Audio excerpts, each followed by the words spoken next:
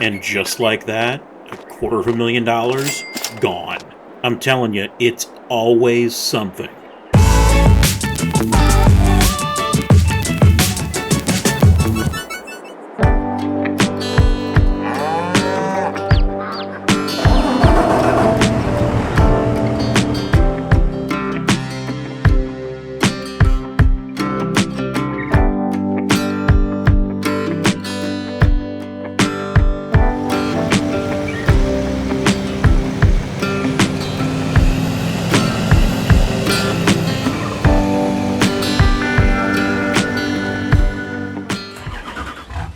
And no, it's not what you're thinking. I didn't just buy something really, really awesome.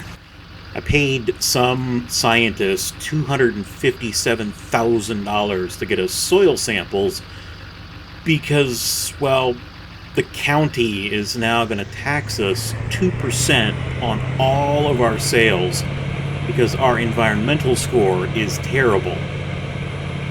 I tell you, I guess I could be angry, but this is 2023.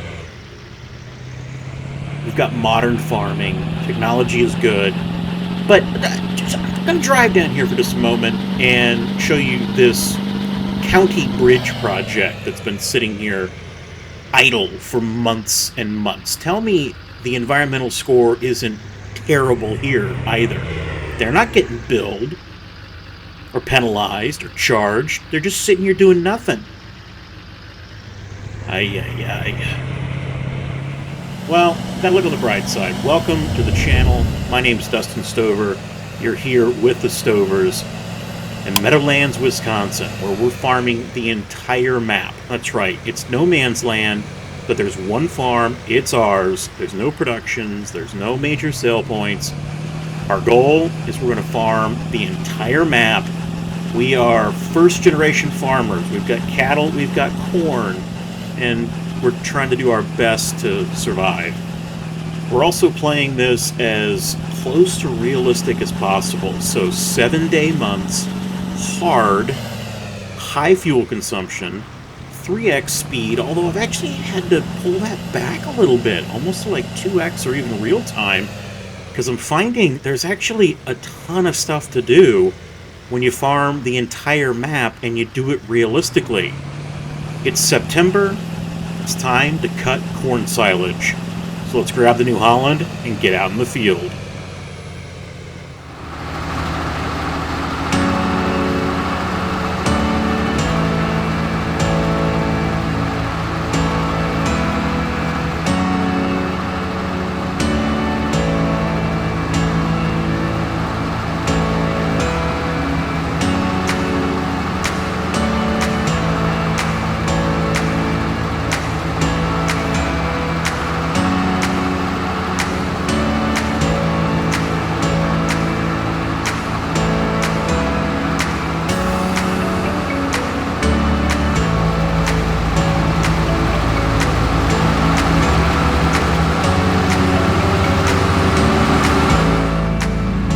This is going to be my office for the foreseeable future. It's a pretty nice view. It takes a little getting used to, but it's not bad. This New Holland, and it's not the biggest, it's not the most expensive machine, but it's plenty comfortable out here on the field. Now, traditionally, you'd have many, many people helping with this. You'd be cutting, you'd have multiple trailers, you'd be moving back and forth to the bunks, compacting. It's just me. So this is going to take a little bit of time. The way I'm running it is fill the tank up, fill the trailer up. Fortunately, this is where I am taking a little bit of creative license. We've got a 200,000 liter trailer. A little unrealistic, but again, it's just me. I'm not swapping it out. I'm just unhitching it, grabbing the 8R, hitching it up, taking it over to the bunker, and dumping it, and then repeating the process until the field is cut.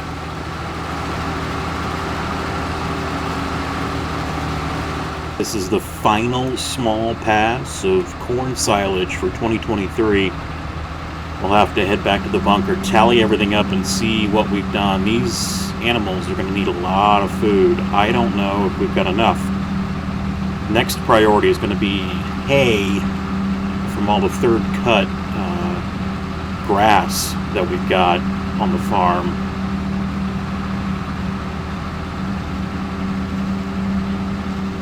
And there you have it. Let's head to the bunks. And while I'm heading across the yard here, I'll throw up the ag leader monitor. You can see what our yield was for that field. Absolutely abysmal. 57% of actual output. Massive disappointment. That's why we got the letter from the county saying we were going to be taxed because of our environmental impact. So really disappointed. Don't know what that's going to mean for silage output. Just going to fill up the bunks and we'll calculate the final number. So 8R with the trailer, backing it up to this left bunk. The right one with the 9630 on it, that's full. And I've got it compacted down to almost 80%. Here, this is very unrealistic. Typically, you just dump it right out in front of the bunk and then bring in the payloader or the skid steer or whatever you're using to push silage up into the bunk. But I'm backing it all the way in. And I'm struggling because I've got realistically more in these bunks than they can hold. And it's spilling out into the front. And where the game is set up, only the content that's in the front of the bunk and in the confines of the bunk will be turned into silage. So I've got this chaff that's spilling out. And I've got to grab the Volvo wheel loader with this 10,000 liter bucket on the front and start picking it up, scooping it up, and just kind of sprinkling it in areas that have a little more room. And you do this back and forth, then back and forth, then back and forth. And then you got to compact it all.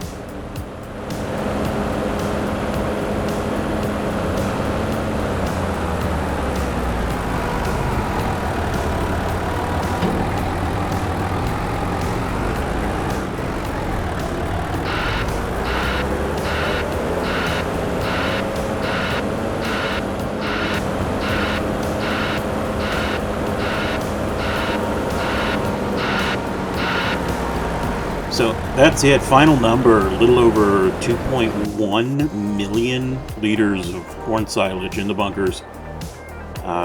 Decent haul off the field, but again, that was 57% of what could have been 100% or even more out of that field. So we've got to get our act together with some tillage, get maybe some soil samples, just see what we need to do. And now I've got to compact all this down, get these bunks covered, because we need probably 3.5 million liters of overall total mixed ration for these animals the year. We're going to have to substitute the rest with hay, and if we come up short, we'll cut more grass and dump them in those harvest stores. And from there, it was a lot of back and forth and back and forth and back and forth with this beast to compact this chaff in these bunks so that you can get all the oxygen out and allow those happy little microbes and bacteria to ferment and make your corn silage. I also cleaned up the front with the skid steer and the payloader just because I like it to look a little cleaner. I actually got 150,000 liters off the ground and over into the harvest store. So that is now making silage as well. The last thing we get to do is walk over and cover these bad boys up. And I got a little out of the front. Not too bad. That'll be perfect. And when you're talking weight and big machines, you might be asking, why am I using a 9630 articulated four-wheel drive tractor to do this? Well, it's heavy. We need the weight. This is actually one of my favorite John Deere four-wheel drive tractors, even over the current 9R. It has a look to it. I think it's really, really just a beast of a tractor. This was built somewhere between 2007 and 2011. It was the 9030 series of tractors. This is a 9630. So that's 530 horsepower, 13 and a half liters, 6-cylinder diesel. This has triples on it. Nearly 40,000 pounds from the factory, but on top of that, I've got this Fendt 3,300 kilogram weight, and then I've got weights on all the wheels, plus a 1,700 kilogram weight up front, and that gives us compaction. We want compaction on that silo to get that chaff punched down, fermenting, and turned into silage. Now, I don't know about you, but September on the farm, for me, it feels like it's a case of equipment shuffle. We're getting ready for harvest, so the planters, they're all the way here in the back of the shed. We're not touching those. There's no need for the seed tender. But I've actually got the nurse trailer and the lowboy over here. They've all been winterized and cleaned out, so there's no liquids in there. I pulled the head trailers out. They're over in the main heated shop now, and I've got the combines out, attached to the heads, going through them, greasing, oil service, oil change, just looking at everything that we can on these behemoths, so that we can get into the fields when the corn is ready. Oh, and I also moved the semis. They were on the other side, because I've now got the, what is this, the Lizard Goliath. Trying to make it a case. The Colossal, excuse me. I've got a fairly large head on this thing, and I did need the super wide garage door, so there you have it. Weatherman says it's about to rain. We've got all the corn off the main corn silage field. It's in the bunkers. It's now fermenting. We've got close to 2 million liters. I've got to get this grass cut now, make some hay. And yes, I know if we needed more corn, we could pull it. We've got plenty of other fields of corn. But I've got contracts and agreements in place to actually sell dry corn as we get into the winter months, so I need to stick to those.